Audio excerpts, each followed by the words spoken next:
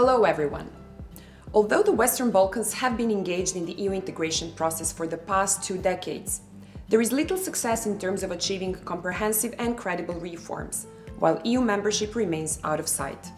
That is why our two think tanks, European Policy Center CEP from Belgrade and Center for European Policy Studies from Brussels, thought it might be the right time to brainstorm how the enlargement impasse could be overcome.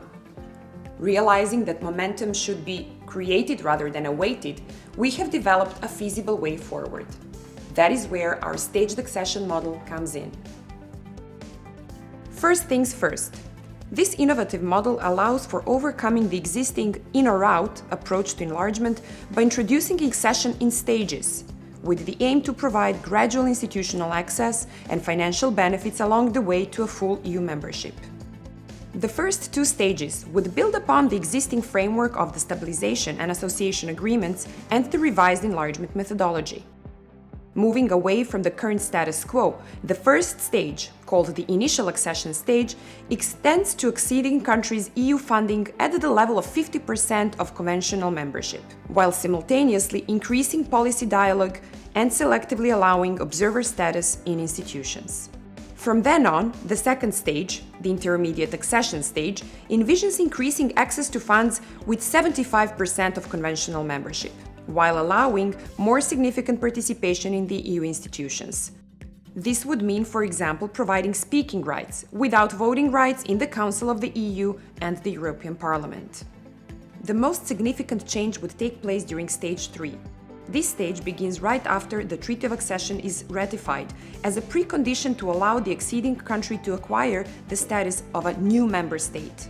This would not only allow the new member state to gain equal funding levels as conventional member states, but citizens would also gain EU citizenship, the right to vote and stand in EU elections, and access to EU's 4 fundamental freedoms.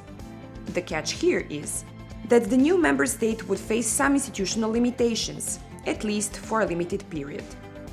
These limitations would mean exclusion from unanimous voting in the Council of the EU, as well as not having the right to propose a commissioner in the College of Commissioners or a judge in the Court of Justice of the EU. These derogations would be temporary and would be regulated by the Accession Treaty. Finally, Stage 4 implies conventional membership with full access to EU institutions and all rights and benefits of EU membership.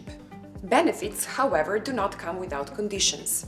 Stage 1 requires minimum moderate ratings for cluster averages, which is a rating of 3 on the scale from 1 to 5. Rating 4 is needed to enter Stage 2 and rating 4.5 for Stage 3. To enter the final stage, sustainable, credible and long-term implementation of the EU's legal acts would be needed. Closely linked is the fact that the model envisions renewing the EU's conditionality system. The cornerstone of such conditionality is that if the average ratings fall significantly below the established norm or rating, it will correspond both to lower levels of institutional participation and funding for the acceding country. Moreover, matters of regression could be decided via qualified majority voting of conventional member states, thus making it easier to reverse the benefits if needed. All in all, by providing a gradual institutional and financial benefits, the idea is to incentivize political elites in the Western Balkans to engage in reforms while sustaining and encouraging pro-EU sentiments in the region. On the other hand, by taking away the ability of acceding countries to vote when unanimity is required, it dispenses the legitimate fears of many in the EU that new member states could potentially undermine the functioning of the Union. With all that said, one may ask, what is the next step? Well, flying new ideas across the EU's horizon is always a bold step. Yet, current events prove that time is ripe for bold moves. The EU is well aware that enlargement has hit the wall, but has to continue.